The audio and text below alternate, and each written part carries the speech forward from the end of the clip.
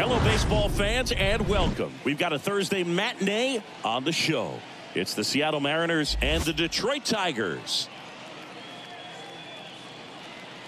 First pitch coming your way next.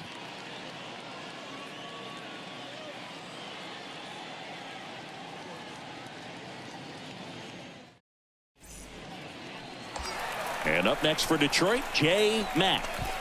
It's interesting he plays kind of a power spot defensively, but runs pretty well. So when you're looking at that position, you're not expecting someone that has maybe above average speed, but he does. Hey, let it fly, let it fly. The 0-1.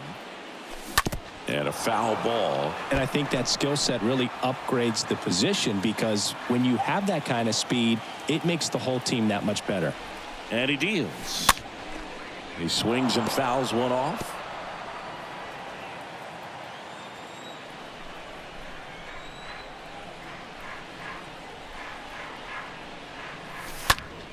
Stays alive.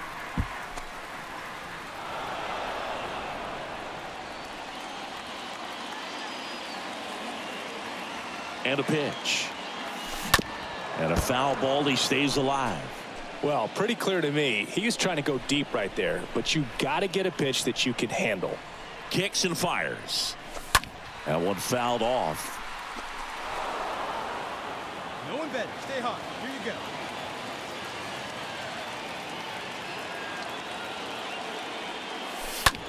go. And there's a fly ball deep right field. This one's got a chance.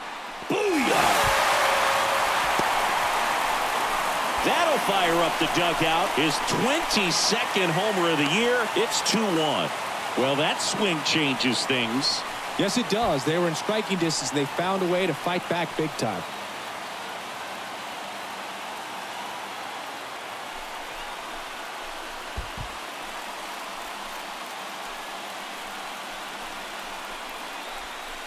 That's the exact definition of hitting the ball where it's pitched, taking that outside fastball and driving it the opposite way out of the ballpark. You want to bottle that type of approach. Back to the top of the lineup, and now for Seattle, Mark Littleton. Hey, we got two down now, two down. He gave up a couple of runs in the first. His offense picked him up. It's time for him to settle in now. Run around the move. Pitch in for a strike. Go to second. Out there. And the inning is over. Well, trying to get into scoring position, but a great catch and throw to end the inning. That's the way to pick up the pitcher. Runner at first with 2 away. Jay Mack will hit next. Now batting. He's not going to get cheated up there. No, he's not. Mack. He's looking to do damage with every swing he takes.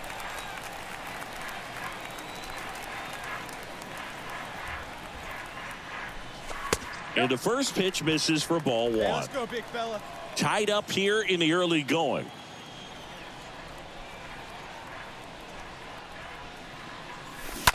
Bounced out to short. And that ends the inning. 1 left for Detroit, and this game is still tied at 2-2.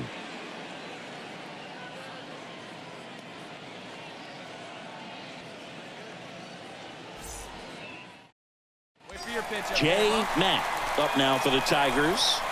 He is at the top of the game in terms of defense at the catching spot.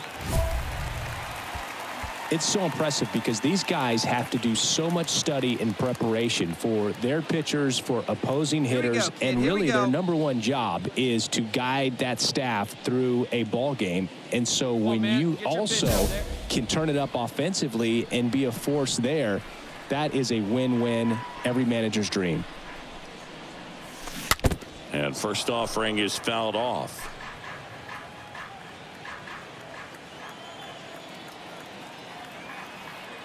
And a pitch. Hammered, and this one could be extra bases. 1 run is in. Cavaco coming home. He's also in to score, and it's 8-4.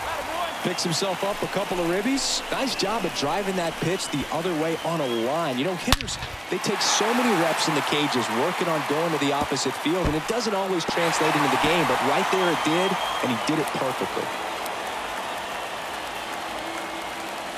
And here comes the Mariners manager to the mound. Pitching change coming. Frank Mazzucato done for the day. We'll be back in a minute with a new arm on the mound.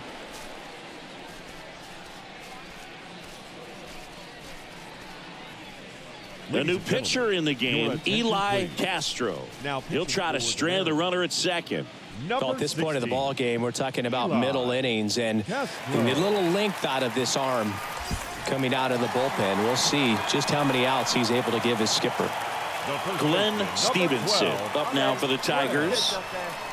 Next offering is in for a strike.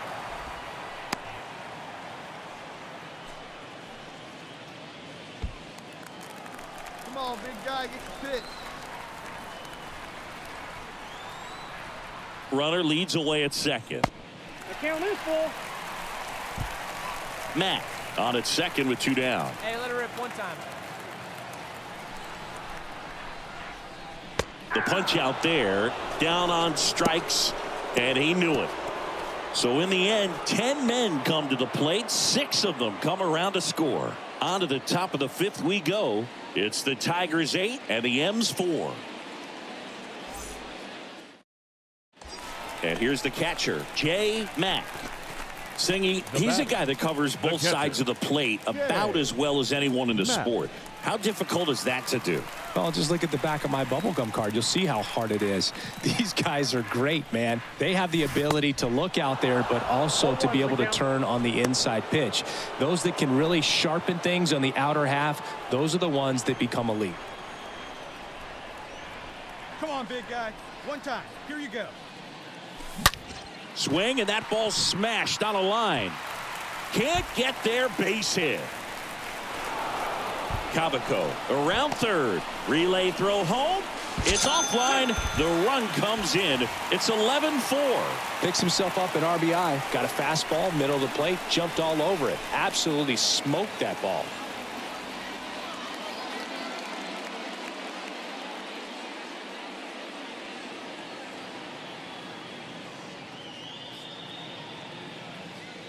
Ryan Weathers gets the call from the pen. He pitched yesterday, and we'll see him once again. So a man aboard. Now here's the Tigers cleanup hitter, Glenn Stevenson. 1 for 3. And here it comes. Foul ball. They see it and drive it. Let's go. At the belt and fires. Swings and misses. 2 down. Stood absolutely no chance on that slider right there, and I don't mean to laugh, but that's a tough one. I mean, pretty much a perfect strikeout pitch. I mean, it looks like a fastball middle in, kind of has cutter action, and it just bunches you up to where you can't get your hands through and the barrel to it, and not much you can do unless you recognize the spin early and you spit on it. Now here is Roger Berry.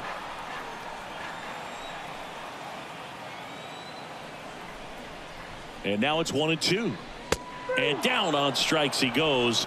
Good job at damage control right there. We're through 6 full. It's the Tigers 11 and the M's 4. Bottom of the 8th. Now here's the Detroit catcher, Jay Mack.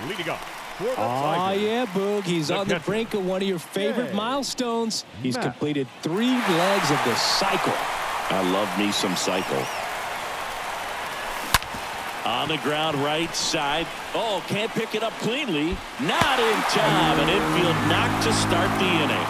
Well, you have to take care of the baseball, and that's just not something they've been able to do in this one. That's their 3rd error, and part of the reason they're losing right now. And next to hit for Detroit, Glenn Stevenson.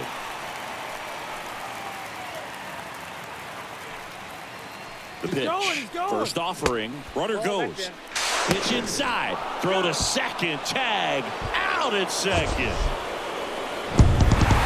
The number 7 is such a cool and sort of lucky number. Well, this team has been playing really well, but to win 7 games in a row, there's been some luck and there's been some really good play. I think you get to this point, you start to look at, can we double that? Make it double digits. Make it 2 touchdowns. Make it 14. 12-7 your final score for Chris Singleton and our entire outside.